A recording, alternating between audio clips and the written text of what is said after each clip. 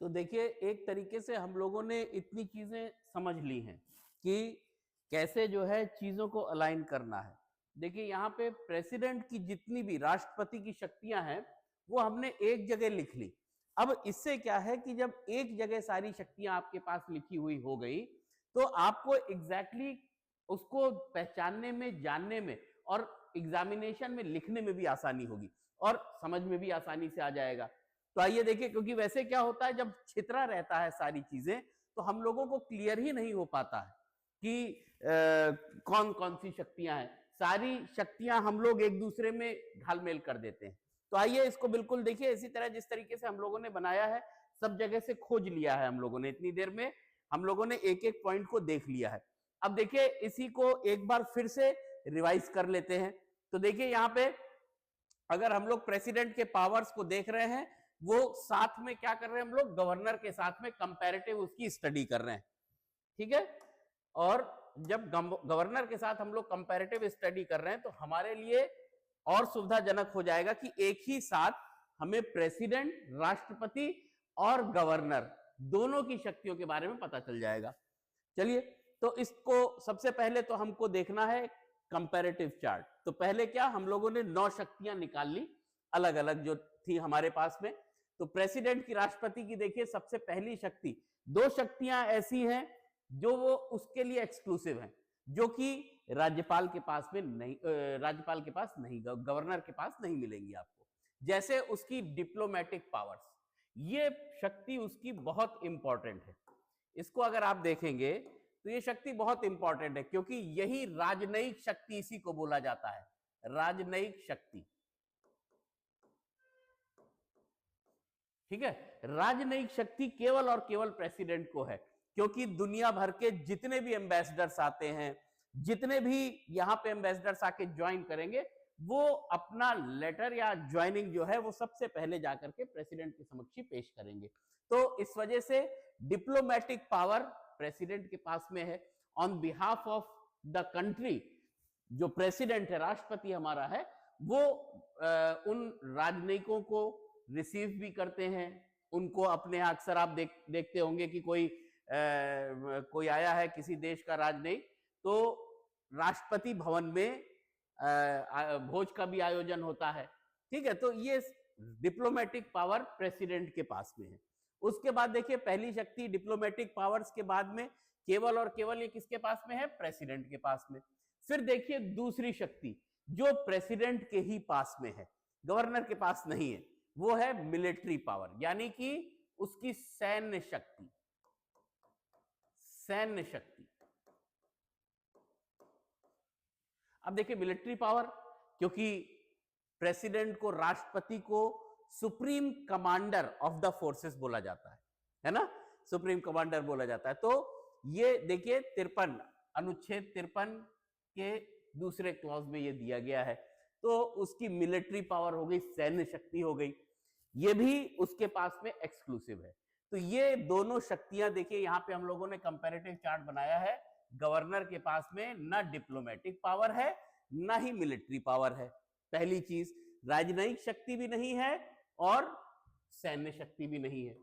ये साथ में आप पढ़ते जाइए। देखिए, इसी तरीके से जब आप पढ़ते हैं ना, तो होता क्या है कि आपका बड़ा बड़ा चैप्टर वो एक साथ तैयार होता चला जाता है ना। अब देखिए, तीसरी जो राष्ट्रपति की शक्ति है एक्सक्लूसिव, वो है उसकी पार्डनिंग पावर, क्षमा दान करने की शक्ति। ये बहुत इंपॉर्टेंट है, क्षमा दान करने की शक्ति, इट इज वेरी इंपॉर्टेंट। और ये देखिए कहां पे दी गई है, आर्टिकल 72 अनुच्छेद 72 में दिया गया है। इसी के साथ आप देखिए राज्यपाल जो है, जो गवर्नर है, उसके पास भी यही पार्डनिंग पावर है। और वो कहां दिया गया है, 161। अगर आपने मेरा पिछला वीडियो देखा होगा तो चैप्टर 5 और चैप्टर 6 यानी कि संघ और राज्य, तो वहां पे मैंने कंपैरेटिव किया हुआ है और कैसे उसको जोड़ के निकाल लेना है वो मैंने बताया हुआ है। पिछला वीडियो आप देख लीजिएगा, आप लोगों को मिल जाएगा। और आप लोग तो क्लास में बैठे हैं तो आप लोग जान ही रहे हैं। तो अब देखिए यहां पे क्या है कि 72 और वहां पे 161। अब पार्डनिंग मतलब क्षमादान की शक्ति। अब क्षमादान, जैसे जो सजा प्राप्त, जिनको सजा हो चुकी है, जिनको दंड निर्धारित हो चुका है, जिनको दंड दिया जा चुका है, उनके लिए ये प्रावधान किया गया है। अब राष्ट्रपति के पास हम लोग जानते हैं, जैसे ही पूछो तो तुरंत हम लोग बताते हैं उनकी पार्डन, क्षमादान की शक्ति है, पार्डन करने की शक्ति है। लेकिन नहीं, अगर आप ध्यान से देखेंगे आर्टिकल 72 में पार्डन के अलावा भी कई शक्तियां दी गई हैं। जैसे पहला तो हो गया क्षमा करने की, पार्डन करने की शक्ति, क्षमा करने की। दूसरा क्या हो सकता है कि क्षमा ना करके प्रविलंबन कर दिया जाए, रिप्रीव कर दिया जाए उसको। जैसे मान लीजिए कि क्षमादान की याचिका होती है, तो अब किसी का सेंटेंस एग्जीक्यूट होने वाला है और उसके पास समय कम है, तो ऐसे में क्या करेंगे, राष्ट्रपति प्रविलंबन भी कर सकते हैं। प्रविलंबन में क्या होगा, उसको समय मिल जाएगा, उसको समय दे देंगे कि आप अपनी क्षमादान की जो आवेदन है वो उसको आप क्षमादान कर सकते हैं। अब देखिए उसके बाद क्षमादान देखने के बाद में तीसरा होता है रिस्पाइट, कि अगर सजा दी जा चुकी है उस पर विराम लगा दे। विराम भी लगा सकते हैं, ये भी शक्ति किसके पास में है, राष्ट्रपति के पास। और देखिए साथ ही साथ क्या शक्ति और है, रेमिशन, परिहार की शक्ति भी है। यहाँ पे वो उसका परिहार भी कर सकते हैं। परिहार क्या होता है, परिहार में सजा की जो प्रकृति होती है, nature of offence, nature of punishment does not change, उसकी वो जो प्रवर्तन उसमें नहीं होता है। परिवर्तन किसमें होता है, मान लीजिए 10 साल थी, 5 साल हो गई, 4 साल हो गई, वो राष्ट्रपति का अपना विवेक है। तो अब देखिए यहां पे 4 शक्तियां हमने देख ली। पहला क्या है, क्षमा करने की शक्ति, पार्डन, हम लोग केवल पार्डन जानते हैं, जबकि यहाँ पे पार्डन है, रिप्राइव है, प्रविलंबन, तीसरा रेस्पाइट है, विराम जिसको दे सकते हैं, और रेमिशन है जिसमें वो परिहार भी कर सकते हैं। और यहाँ पे देखिए साथ ही साथ उनका निलंबन भी कर सकते हैं। यहाँ पे देखिए निलंबन भी, यानी सस्पेंशन भी कर सकते हैं, सस्पेंड कर सकते हैं फॉर द टाइम बिंग। और इसी के साथ में परिहार यहाँ पे हम लोगों ने देख लिया, और साथ में लघुकरण भी कर सकते हैं, कम्यूट द सेंटेंस। लघुकरण का मतलब क्या होता है कि जैसे कोई प्रकृति भी चेंज कर दी, हमने देखा कि रेमिशन में प्रकृति नहीं चेंज की, केवल सजा कम कर दी। यहां पे दोनों चीज, प्रकृति भी चेंज कर दी, लघुकरण हो गया, और सजा भी कम हो गई। ठीक है, तो जैसे कठोर कारावास है तो कठोर कारावास को सामान्य कारावास में बदल दिया। तो इतनी शक्तियां हैं, पार्डनिंग पावर, जो क्षमादान शक्तियां राष्ट्रपति की, इतनी शक्तियां आपको देखनी है।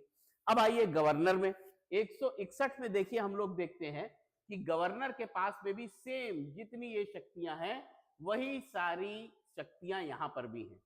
पार्डन भी है, रिप्राइव भी है, प्रविलंबन, विराम भी है, ठीक है, परिहार भी कर सकते हैं, इवन लघुकरण कर सकते हैं, सारी शक्तियां वही हैं। लेकिन ध्यान दीजिएगा यहां पे कि राष्ट्रपति और गवर्नर की क्षमा करने की शक्ति, पार्डन करने की शक्ति में एक अंतर है, क्योंकि राष्ट्रपति जो है वो फांसी की सजा को भी क्षमादान कर सकते हैं। मतलब क्षमादान का मतलब यह हुआ कि कोई आपके, अब किसी भी प्रकार का आपके ऊपर आरोप नहीं लगा, अब आप बिल्कुल नीट एंड क्लीन हो गए। भले ही आप वहां पे दोषी पाए गए, आपको सजा सुनाई गई, लेकिन अगर राष्ट्रपति ने आपको क्षमादान दे दिया तो यहां पे मृत्यु दंड अगर आपको है तो भी क्षमादान दे सकते हैं, फांसी की सजा। लेकिन गवर्नर के पास यहीं पे ये पावर कम है, जो उनकी पार्डनिंग पावर है, बाकी पर तो है। वो क्या कर सकते हैं, वो जो दोषारोपण है उसको हटा सकते हैं, ठीक है, सेंटेंस जो दंड दिया गया है उसको कम कर सकते हैं, लेकिन मृत्यु दंड में क्षमादान नहीं कर सकते। अब देखिए बाकी शक्तियां वैसी हैं। अब हमने 3 शक्तियां देख ली, चौथी देखिए शक्ति है राष्ट्रपति की रिगार्डिंग जुडिशियल पावर, न्यायिक शक्ति। अब न्यायिक शक्ति में क्या है, हम लोग पढ़ते हैं कि सुप्रीम कोर्ट के जजेस किसके द्वारा अपॉइंट होते हैं, थ्रू राष्ट्रपति। राष्ट्रपति जो है वो सुप्रीम कोर्ट के जजेस का अपॉइंटमेंट करते हैं। उसी के साथ में आप देखिए कि राष्ट्रपति जो है वो अटॉर्नी जनरल, उनका भी जो है उनको भी वहां पे ज्वाइन करवाते हैं। तो अब ये देखिए कि ये सारी शक्तियां, जुडिशियल पावर्स उनके पास में हैं, और यही जुडिशियल पावर्स गवर्नर के पास में भी है। अब यहाँ पे क्या है, गवर्नर आप देखिए वो जितने भी आपके एडवोकेट जनरल हैं जो न्याय से संबंधित हैं, तो वो सब जो है जुडिशियल पावर्स इनके पास में भी है, और राष्ट्रपति के पास में भी है, और राज्यपाल के पास में भी है। अब देखिए अगली जो है शक्ति है वो लेजिस्लेटिव पावर्स है, यानी विधायी शक्तियां। अब विधायी शक्तियां कौन है, हम लोग देख चुके हैं कि बिल जो होता है वो मान लीजिए ऑर्डिनरी बिल है, मान लीजिए कॉन्स्टिट्यूशनल अमेंडमेंट बिल है, ठीक है, इवन मनी बिल भी रख सकते हैं, लेकिन आगे फाइनेंशियल पावर में हम लोग देखेंगे। तो यहां देखिए ordinary bill, constitutional amendment bill, ये सब कब एक्ट बनते हैं, कब जो है एक्ट बनेंगे, तो हम लोग पढ़ चुके हैं, पहले ही हम लोग देख चुके हैं, सारे बिल के रिलेटेड पूरा हम लोगों ने कॉन्सेप्ट समझ लिया है।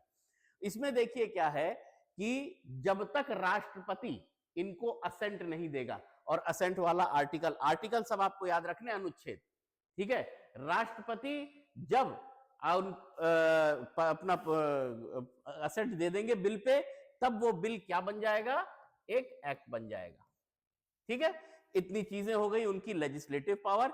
इसी तरीके से अगर हम देखें तो राज्यपाल की भी लेजिस्लेटिव पावर होती है, और राज्यपाल की लेजिस्लेटिव पावर क्या है, यही कि ये जो बिल जो विधानसभाओं में पास होते हैं वो राज्यपाल के पास में जाते हैं। जैसे जो भी लोकसभा और राज्यसभा में बिल पास होते हैं वो असेंट के लिए किसके पास जाते हैं, राष्ट्रपति के पास में।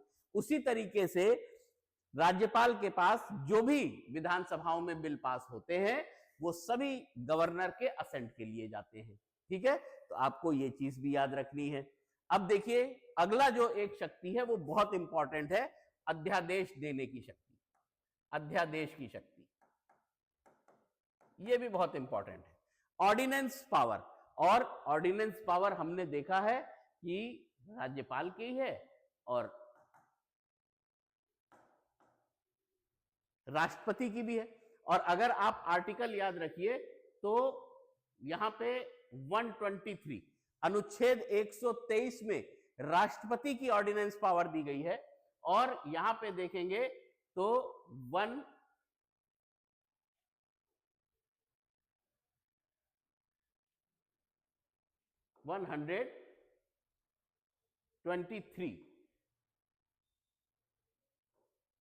यहां पे राज्यपाल की पावर दी गई है, सॉरी 213, ये जोड़ लीजिए 213, 123 में राष्ट्रपति की शक्ति दी गई है जो कि ऑर्डिनेंस वो ला सकते हैं, और ऑर्डिनेंस पावर राज्यपाल की कहां दी गई है, 213, और तरीका वही है जो मैंने आपको बताया था पिछले अपने क्लास में हम लोगों ने जो डिस्कस किया था। फिर देखिए फाइनेंशियल पावर, अगली एक और शक्ति जो किसकी है, जो वित्त के संबंधित, वित्तीय शक्ति जो उनके पास में है। अब देखिए वित्तीय शक्ति में एक जो सबसे इंपॉर्टेंट है वो होता है सीएजी। सीएजी, अब सीएजी जो है वो महालेखा परीक्षक होता है, वो उसका अपॉइंटमेंट भी कौन करते हैं, राष्ट्रपति करते हैं।